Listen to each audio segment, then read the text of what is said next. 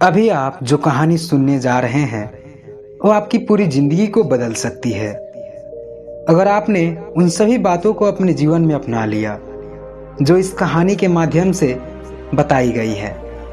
हो सकता है यह कहानी आपने पहले भी सुना होगा, पर मैं आपसे कहना चाहूँगा कि इस कहानी को एक बार और सुने, क्योंकि इसमें कुछ ऐसी भी चीज़ें हैं जो किसी और कहानी में नहीं हैं।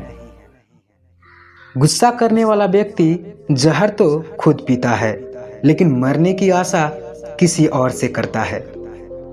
महात्मा बुद्ध की ये सभी बातें एक सैनिकी व्यक्ति सुन रहा था। उसको बुद्ध के विचार बिल्कुल अच्छे नहीं लगे। बुद्ध क्रोध के विषय पर बोल रहे थे, लेकिन उनका चित्त बिल्कुल शांत था। इस बात से उस सनकी को और गुस्सा आ गया।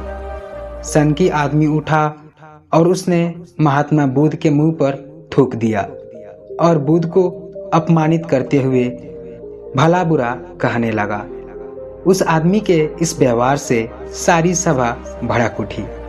बुद्ध ने सभी को शांत किया और उस व्यक्ति से कहा कि तुमको इस विषय पर कुछ और कहना है। वह व्यक्ति वहां से चला गया। महात्मा बुद्ध ने सभी को समझाया। उस व्यक्ति को बहुत सारी परेशानियां हो सकती है, वह मेरी बातों का अनुसरण नहीं करना चाहता है। उस व्यक्ति को लेकर मैं गुस्सा क्यों करूं? अगली सुबह हुई, उस व्यक्ति का गुस्सा शांत हुआ और वह घुटता हुआ महात्मा बुद्ध के पास पहुंचा। वह सनकी व्यक्ति बुद्ध के चरणों में गिर पड़ा और बोला, महात्मा जी, मैं वही दुष्ट हूँ जिसने कल आप पर थूका। आप मुझे क्षमा कर दीजिए। बुद्ध ने उस व्यक्ति को खड़ा किया और बोला, मैं तुम्हारी बातों को कल ही भूल गया। मुझे तुम्हारी बातों से कोई संदेह नहीं। मैं भला तुम्हारी बातों को मेरी जहन में उतारकर खुद का नुकसान क्यों करूं?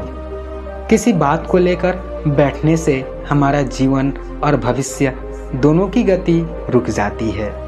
इसलिए इन व्यर्थ की बातों का मेरे यहाँ कोई स्थान नहीं है।